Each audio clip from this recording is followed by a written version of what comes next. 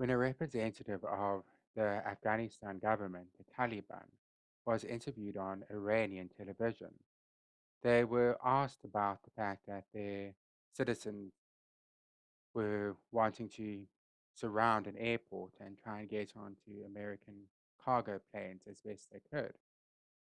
And the response of the Taliban was quite simply that anyone offered an opportunity to move to America or the West from any of the type of countries, whether Iran or Afghanistan, would probably take that opportunity, not because they were persecuted or avoiding something, but because the West gives great opportunities for prosperity. And it's an interesting perspective of it, and it does have some basis to it, even though I'm not agreeing with the Taliban. The reason I say that is that there's a famous case of someone who got on an airplane in South Africa, who got into the wheels of the airplane and stowed away. And his friend who'd stowed away with him fell out of the plane and died. But when he fell, when the landing gear was coming out in Heathrow, he also fell, but he survived and he went into a coma for a long time and eventually recovered to some degree. And for whatever reason, was granted refugee status in the United Kingdom, though the circumstances are suspect, and it might have just been someone feeling sorry for him because he got onto an aeroplane to come to the UK. Now, in the case of Britain and America and Canada, all of these nations announced that there would be quotas of refugees from Afghanistan that they'd allow in. And the joke is that Biden has created the border crisis around the Kabul airport, the same as he created at the southern border by saying to people from other countries, come to our country, you're welcome, you're wanted, versus Trump telling people to stay at home, which Kamala Harris recently encouraged South Americans to do as well, now that there's a different sort of perspective on things. And all the while America was doing this, Germany and even South Africa has said that they don't want to take Afghan refugees or they want to severely limit them. And this is the case across most of Europe. And even Ireland, which is quite famous for taking refugees, has said they'd only take a few hundred at most, encourage citizens to be prepared to take refugees into their homes if they want more, and essentially said they weren't going to get into a sort of competition for refugees. Meanwhile, across in Afghanistan at the Kabul airport, many Afghan people uh, surrounded the airport hoping to get in. Some jumped onto cargo planes which were leaving and fell to their deaths, as often happens, or got into the wheel wells, or otherwise engaged in trying to get on planes. But unlike the lucky South African, who got onto a plane and got all the way to Heathrow and got refugee status, these people were generally dying. What also happened is a very large amount of Afghani men managed to storm one of the planes and get on board it. There were about 600 on the plane or something, and Western forces decided we're just going to have this plane take off and have the people on it. Now, a lot of the people coming out of Afghanistan are on no-fly lists. They are seen as terrorists, and yet they're still being rescued. So if these are people who are often Islamist terrorists, and yet they're getting on these planes to escape the Taliban, that sounds a bit odd, doesn't it? So there is some basis in the idea that if you're going to a Western country and you're going to be able to live off of welfare or whatever it is, or have the type of opportunities the West gives, many people will jump on a plane or bear the channel between France and Britain. And it's rather amusing that people would often say, well, France isn't at war. Why are they trying to escape from it? But it's not that they're escaping a war. It's that people want to come to Britain and they want to start a life there. There's sort of a draw involved. And what Biden did around the airport is he said, come here, all you refugees, and we're going to give you a way out. And unfortunately, that meant that it became impossible for Westerners often to get through those crowds into the airport, and Biden essentially employed the Taliban to keep people back. And the gentleman who's often called Lord Miles of Kabul, the British tourist who got stuck up in the chaos there due to the fact that he had come to do some charity in Afghanistan and to tour it a bit, believing that it would be months before the Taliban took over if they did. He mentioned that they seemed to be keeping the Afghan people back with the whip or something along those lines when he was taken out, and that the Taliban, in fact, uh, took them into the airport. So it's a strange sort of situation where the Taliban, who are now the government of Afghanistan, um, de facto at least, whether officially or not, are in fact sort of in charge of things, in charge of who gets into the airport, and in charge of letting people who they want to escape, such as many of the Westerners. But many Westerners have been left behind. The interesting thing about it is, unlike the Soviet withdrawal, where the final person was the person in charge, and he said, as he crossed the bridge of peace, that there are no soldiers and no officers behind me left in Afghanistan. We've all withdrawn, and they took a long time to withdraw properly and strategically from Afghanistan and went to, I believe it was Uzbekistan from it. The Americans sort of just abandoned their bases in the middle of the night and were just not there anymore versus being there consistently. And the American contractors were ordered out of Afghanistan, that they were not permitted to work on the Afghan planes, and the Afghan helicopters, the Afghan Air Force, which is quite problematic given that the Afghan army were trained according to US fighting methods, in that if an Afghan base was to be reached, would often only be reachable by helicopter. And so if you take away the ability to maintain those helicopters, those bases aren't reachable. And many of the Afghan soldiers hadn't been receiving their pay, and all sorts of things have been happening. And many Afghans have been surrendering to the Taliban because there wasn't much of a point in continuing to fight if they're not being paid, if their aircraft are not being maintained, and if it looks like they're not actually going to be able to hold things through. You even had the idea of how it would be highly beneficial for the Biden administration if they had stayed in for 3 more months before Kabul could be taken. But if you are an Afghan soldier and you're reading international people saying, oh, it's 3 months and then you're going to lose everything, do you really want to continue fighting? And the answer is probably no. You probably want to, give up with those sort of things and not continue on with it. Um, what America also did is they left a whole lot of weapons for the Afghan army to fight with, which is what you hear about all of these Black Hawk helicopters and M16 assault rifles and so forth, which has been left behind. And the Taliban, of course, has been dressing like American soldiers, going around doing what they like with these sort of things. But you also need to take into account the way in which Western culture has lost out with Afghanistan. The Western culture of 2001 versus 2021 have very different impacts on a country which is majority very conservative.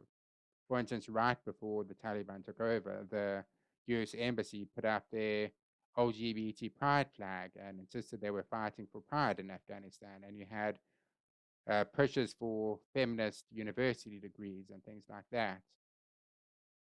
And that sort of far left sort of idea is something which is increasingly what the Western world and America is seen as representing, to a degree that France actually rejects many ideas as what they call Islamofascism, and they reject what they call American import ideas, which is something which across Europe is often being rejected as the sort of politics of division, this idea that American activists will often segregate themselves by race or determine whether or not someone's worthy based on their race and all sorts of strange things. So the Western culture of the 1990s and early 2000s of this sort of liberal democracy, well, as the Taliban point out, you can't say what you want on Facebook. You can't say what you want on YouTube. You can't say what you want on Twitter and so forth. There's sort of this much more authoritarian West, and a West which tries to force people of cultures such as Afghanistan to use people's preferred pronouns and not to dead name someone as their former name. So the Western world that's being fought for Is that something which a conservative, relatively religious Afghani Muslim will fight for? And you look at the polling, and something like 99% of Afghan Muslims support Sharia law. So, is someone who supports Sharia law going to fight and risk their lives to ensure gay rights and women's rights in Afghanistan? Or are they going to surrender to the Taliban because what they believe in is not the ideology of the West, but the support of the West to bring stability? But that stability as a force which is holding off the Taliban, who have massive support, much more support than in around about 2001 and so forth. Well, the West abandoned them. They left their air bases in the middle of the night. They were caught by surprise when the Afghan presidents left the country and when the forces essentially kind of surrendered. But why wouldn't they surrender when they have lost this great backing which they had, when they don't have the funding which they need, and when their military equipment can't be maintained and therefore it's not safe to continue using and moving forward with? So the defeat was something which would have been obvious if you looked at it properly. If they hadn't, in fact, slowly but surely withdrawn, got all civilians out, got their contractors who they were friends with out, that might have been something. But the Americans left in the middle of the night. They didn't trust their Afghan allies. And they left their air base and had to deal with an airport instead, which is not ideal. And they didn't intend to have this mass evacuation, which they say is this great success, even though it's very much like Saigon and it's a great Western failure. And many people, even of countries such as Ireland, got left behind, despite the fact that Ireland sent in its army rangers to go and rescue Irish citizens and to go and bring them into the airport and onto French planes and out of the country where they were able to. But you look at the Western culture, which is represented to the world, you see that the allies and interpreters are left behind. You see that people who are deemed terrorists by the West are allowed into the West. You see that animals, dogs, and cats are rescued from Afghanistan as though the Taliban was going to attack and kill the rescue dogs or something like that. While American service dogs from contractors were left running around the airport or whatever it was, they were left behind, seemingly. At least that's what's alleged in much of media. So you have this sort of great contrast of we're going to rescue the animals, but we're going to leave the people behind.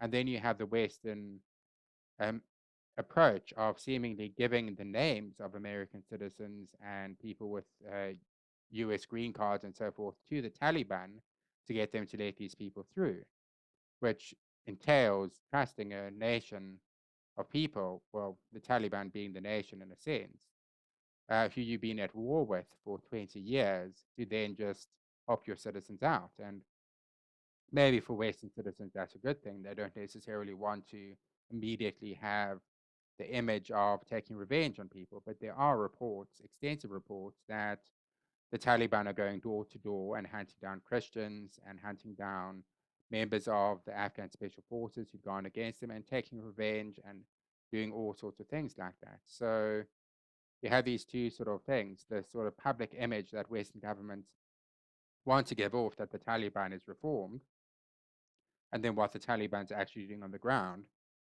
minus the good treatment of some Westerners who get to get out. Though many Westerners have been stuck there, and many citizens of nations, including Ireland, in Afghanistan, are in fact also Afghan nationals. So the question is, does the Taliban want all of their most skilled people to leave? And they've said, no, they don't. They want to beg them to stay. And if you look, for instance, at South Africa, you see that it's now considered basically the most unequal nation on earth. It has one of the highest unemployment rates on earth. And what do economists say is the cause of that? The cause is capital flight. What's capital flight? It's also called the brain drain. It's your doctors, it's your elites leaving a country so that they can go elsewhere, which is often what's happened with these refugee crises. You have all of the most highly skilled people leave, and the people left behind are stuck because the square root of people in any system creates half the production in that system. So if you lose your most valuable people, economically speaking, your economy gets really badly hit. But with the Taliban in charge, you actually have the chance of stability, which you didn't have with the constant war. And stability is good for an economy to start recovering. Something like two-thirds of Afghans have mental illness as a result of the war. So it's been a long, long-standing war, and it's been a war which has caused a lot of hardship for the Afghan people. And most of the Afghan people agree with the Taliban about things such as what the Quran might require. And a lot of people who might be fleeing, it's often these planes full of young men. It's not women and children often who are fleeing, though some of them are, but it's largely young men. And why would young men be fleeing? Well, maybe they're not fleeing. Maybe they're looking for something better, a better life, a better economy, better opportunities. And who can blame them for wanting those sort of things? But if they were fearful, maybe they'd be including their wives and children or their mothers or things on these planes with them when they try to escape. But mostly they're not. And you see the mothers and women and stuff and as refugees in places like Ireland. You do see them. But with the people surrounding these planes, it was largely men who were trying to take up the West and the offer of 20,000 refugees here and there.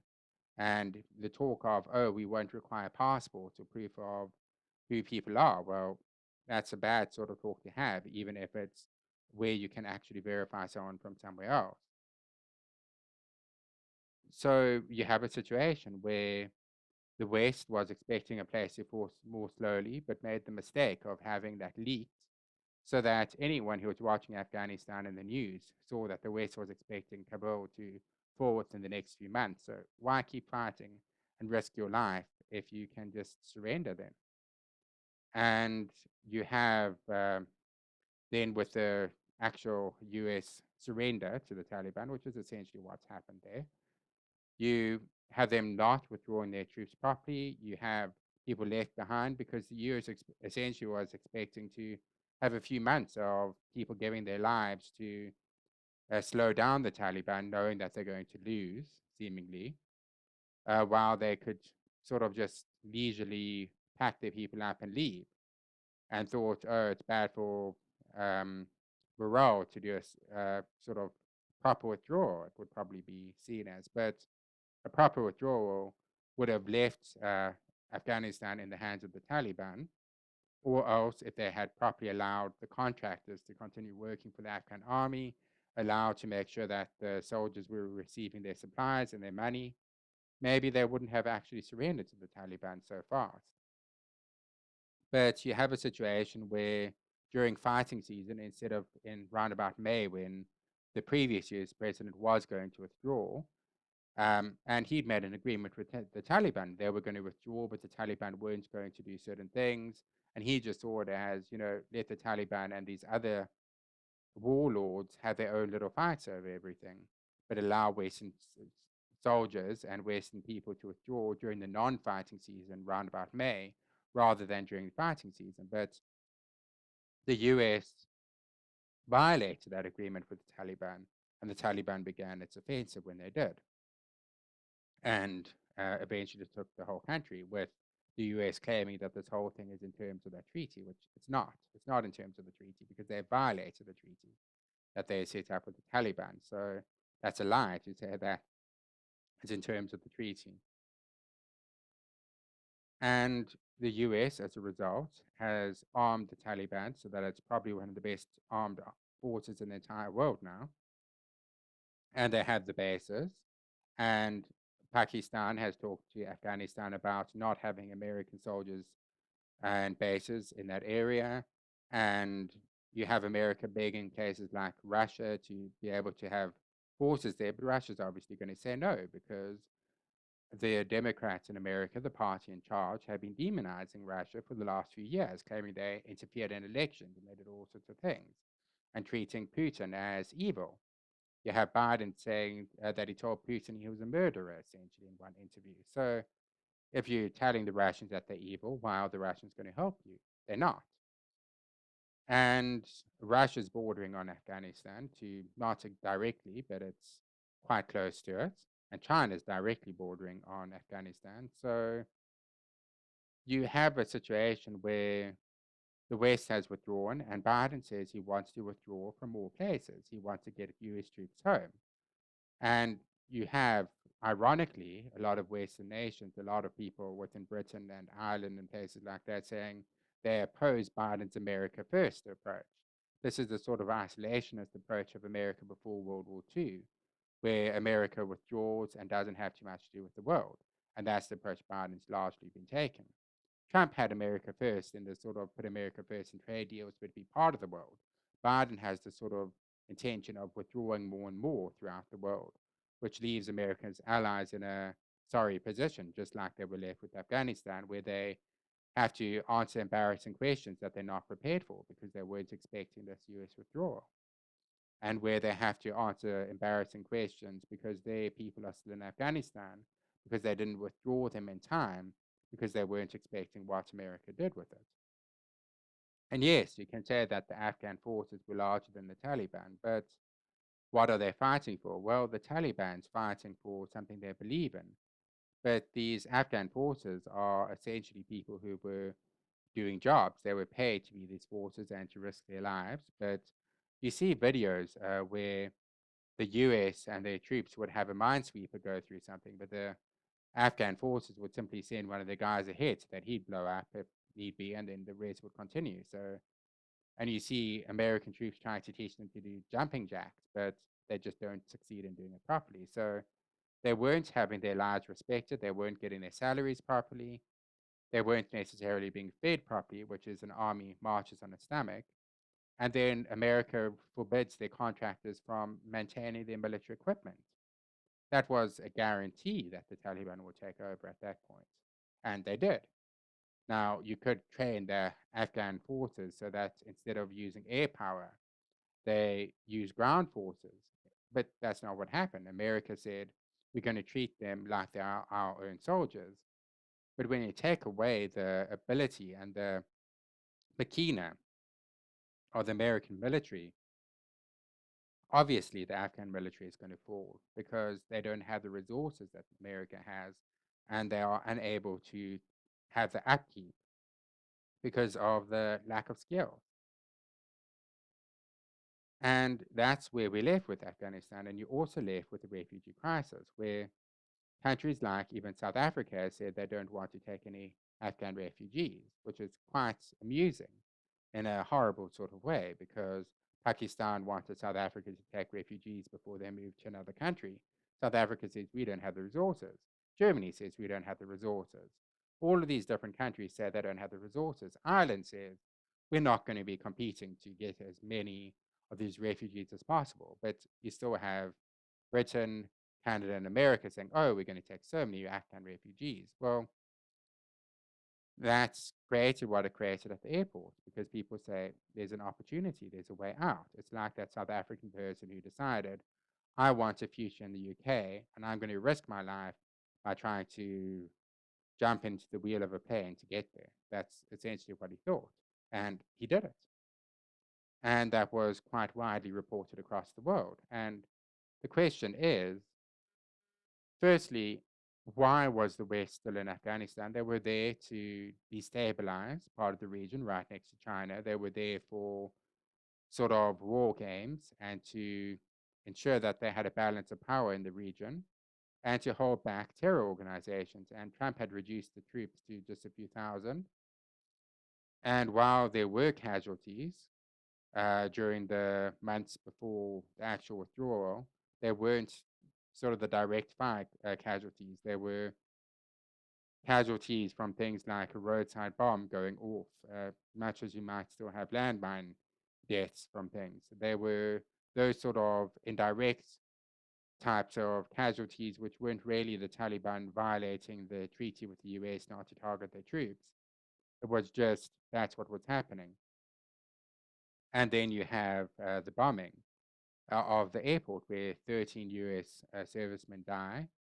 Other nations had withdrawn their troops somewhat from that position in fear of the attack, it would seem, and dozens of Afghans died in that explosion as well. And it appears that the US had the intelligence and knew what was going to happen, but didn't want to upset the Taliban by targeting ISIS Khorasan, before ISIS Khorasan allegedly attacked him there. But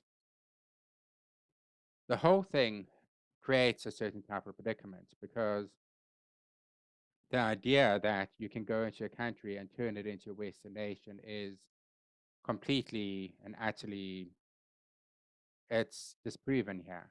And it's disproven that Western culture and society is something that people, when given the opportunity, are just going to adopt because the people of Afghanistan never adopted it. And if you look behind the scenes, you see things such as the Vice documentary, where they investigated and they found that pedestry was quite common among people, among the officials of the government that the US was propping up in Afghanistan.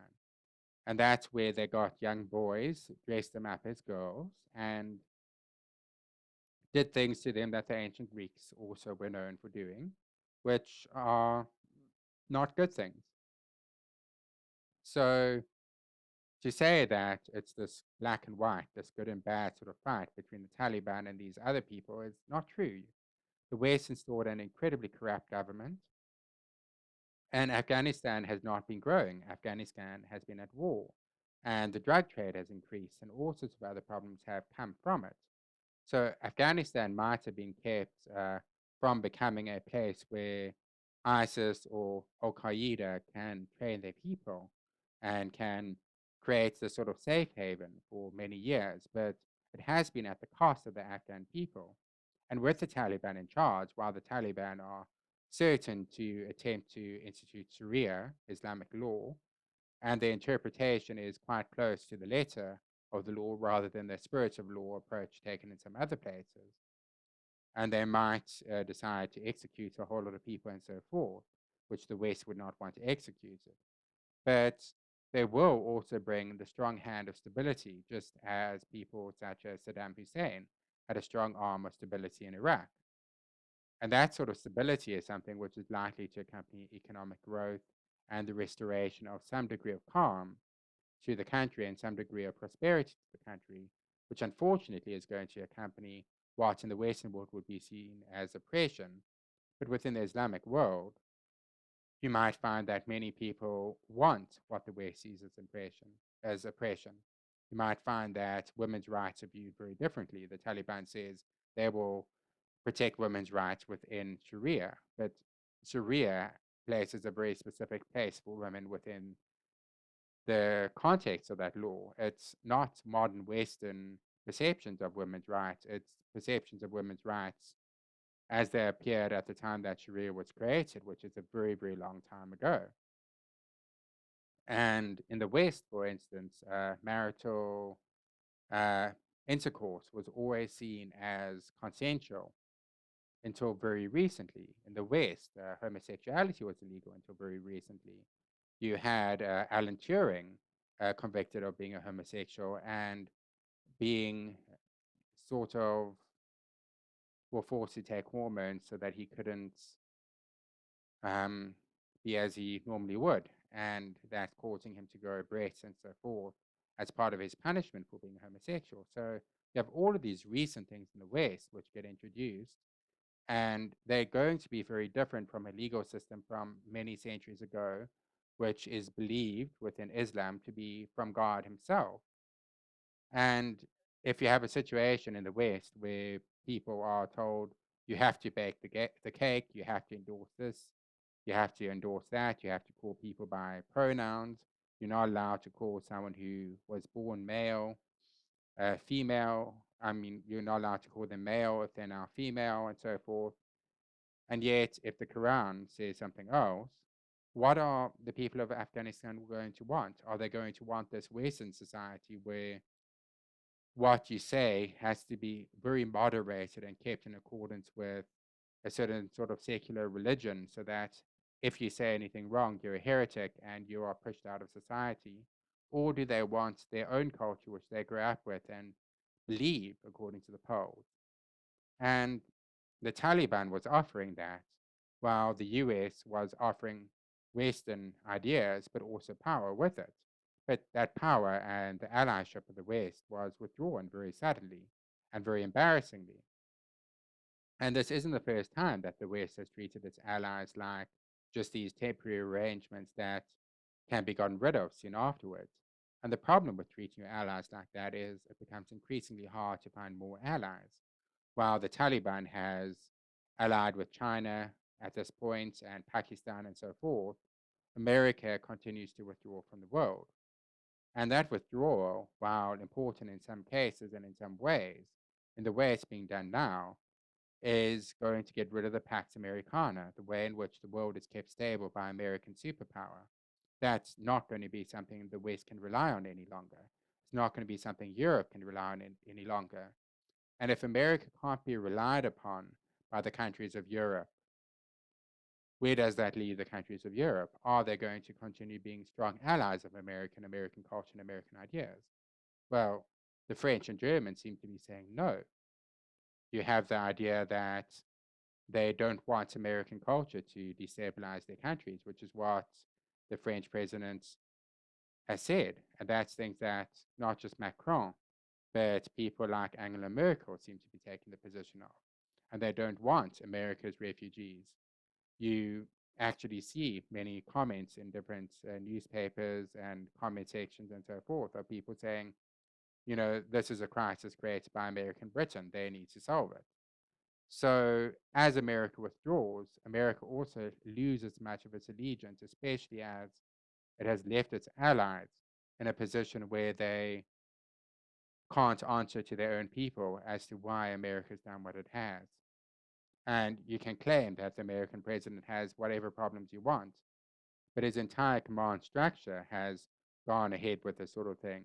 And his command structure has been putting out adverts about how feminine the US Army is and how much it promotes left wing causes, and you have various officials talking about how right wingers are a threat in the US military, about how there was even vetting taking place where people, if they supported MAGA or Donald Trump, were seen as people who support an insurrection or something like that, and the January 6th type of situation with it.